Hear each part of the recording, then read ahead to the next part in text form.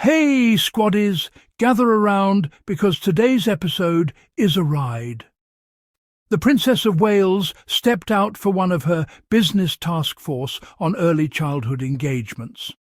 Yes, the same initiative that was launched with glossy buzzwords, zero results, and an executive summary without actual data. And yet again, the event, announced days ahead, was met with a crowd so small that photographers and police literally outnumbered the public. No cheers, no flag-waving superfans, no crowd barrier. Just Londoners in the business district, walking past, unbothered, underwhelmed, already over it. The underwhelming arrival. So Kate steps out at Salesforce in London, and the vibe? Phew, people barely pause. Some actually turn away before she even heads inside. It's giving, oh, it's her? Anyway, and this is the woman who's supposed to be the future queen. Yet, when she arrives, there's no spark, no excitement, not even accidental curiosity. Just move along, nothing to see here.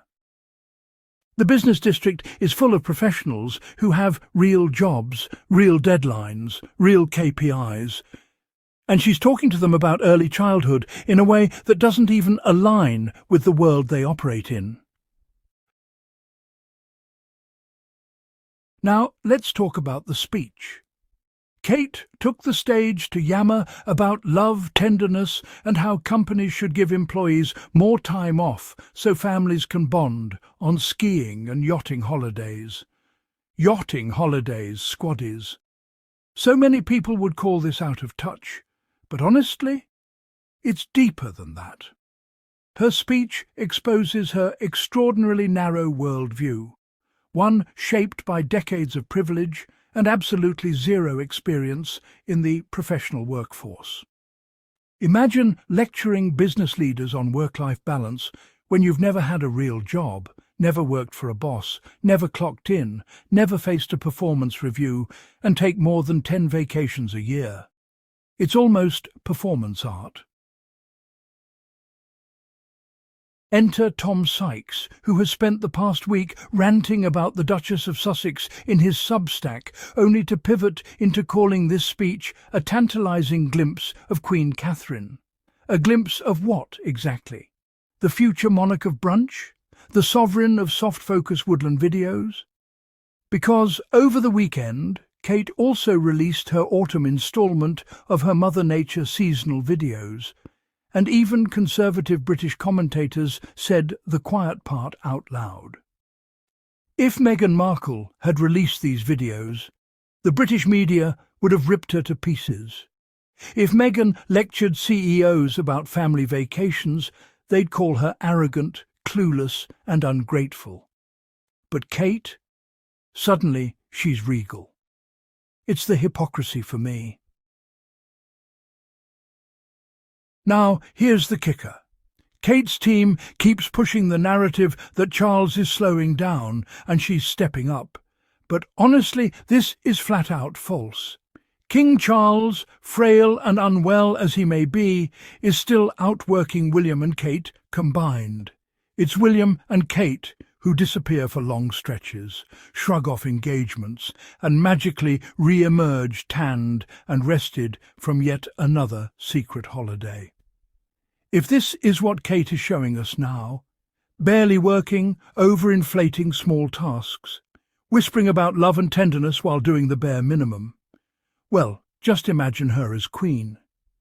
Spoiler alert, more vacations, more photo ops, more PR puff pieces pretending she's accomplished something profound. And let's not forget, Kate talking about love and tenderness is frankly ironic. This is the same woman who let Meghan be bullied, smeared, and hung out to dry. The same woman who publicly scolded children during a downpour at the Natural History Museum earlier this year. She looks tired now, beaten down, But actions have consequences, and what she sowed during the Meghan years is coming back around. Sympathy? Not here. And the British public sees it too. There's embarrassment, there's frustration. Because while average Britons struggle with expensive childcare, failing services and rising costs of living, millions in taxpayer funds go to a woman who gives empty speeches about tenderness. Kate wasn't conquering some tech giant's lair. This summit was staged, planned, choreographed. And the speech? It offered absolutely nothing of value to these business professionals. Her role was not to inspire. It was to reassure the powerful that they can feel family-friendly while continuing late-stage capitalist practices. She smiles, they nod. She leaves, they go home feeling good about themselves. And Kate? She's done enough. Just enough to justify her next holiday. So, squaddies, that's the state of the monarchy today.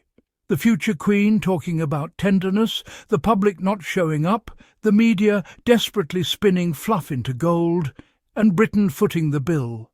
And, oh, by the way, the event and location were announced days in advance. The photographers and police outnumber the public. No flags, no crowd barrier, no cheers, no waves. People walk on by, people in the business district are underwhelmed, they have turned away before she goes inside. So there you have it.